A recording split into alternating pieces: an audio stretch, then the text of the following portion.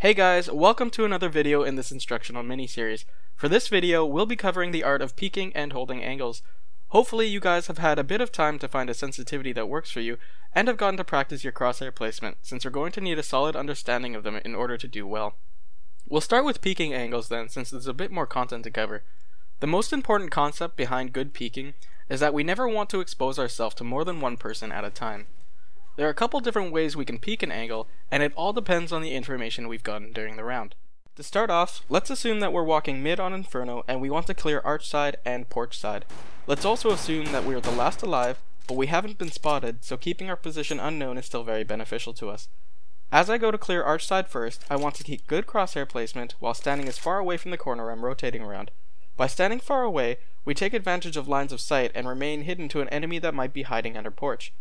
Now that we've cleared our arch side, we'll stand on the opposite wall, and again use crosshair placement to slowly and safely clear under porch. I'm walking in this instance, mostly because in this scenario we assumed that the enemy team didn't know exactly where I was. Walking isn't mandatory in this case, and you can do this with making noise. The important thing to take away from this is that we're clearing angles one at a time using good crosshair placement. Let's say we're going up banana as terrorists, and our friend in front of us dies to an op. Our teammate then calls that the enemy is still holding the corner close to cart.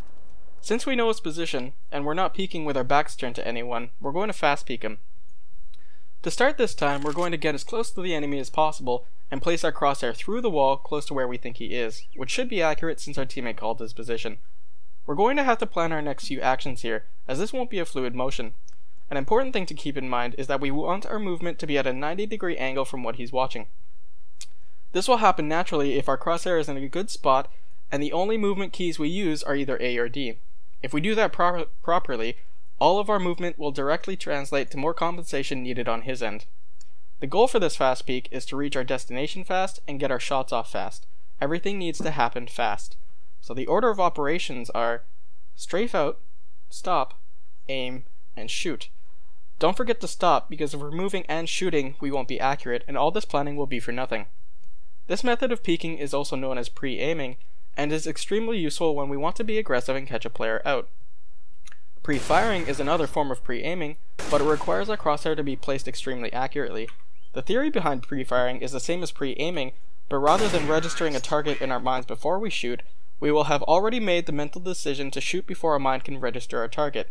With pre-firing, we try to take out the whole aiming process from earlier in order to shed some time. That pretty much covers the two most common forms of peeking that you'll see. There are some other styles, but they're only used on a situational basis and are just modifications of the two mentioned before. Now we'll swap over to holding angles and a few tips to make it easier on yourself.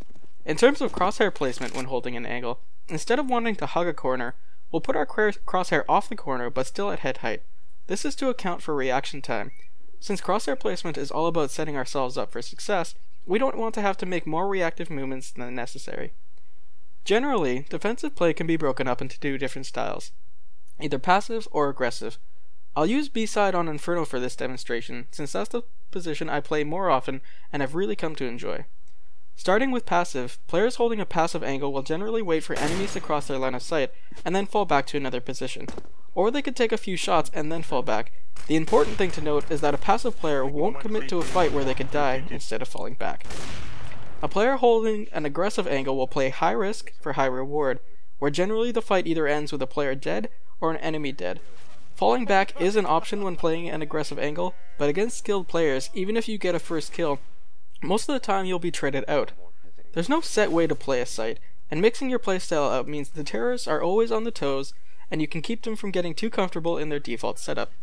I personally like playing a mix of both styles with a rifle, where I can gain some information but have the ability to fall back easily. The change in playstyles are mostly governed by where you plan on fighting, and there's no right or wrong, but certain styles definitely fit a spot better on a map than another. A prime example for this is pit on A site and arch on A site. Arch side is a very dynamic position that lets you change angles multiple times, but after falling back to Moto the position switches, and a player will need to fight it out so that they don't give too much map control through CT spawn. A player in pit, alternatively, has nowhere to fall back and needs to use the pit to his advantage to deal as much damage as possible before dying. That's all there is for this video, guys. I hope it wasn't too much at one time, and most of all I hope it helped clear some questions you may have had about peeking and holding angles. If there's a specific topic you'd like me to touch on, feel free to leave me a comment and I'll do my best to answer it. Thanks for watching, guys. Let me know if it helped, and I'll see you all later.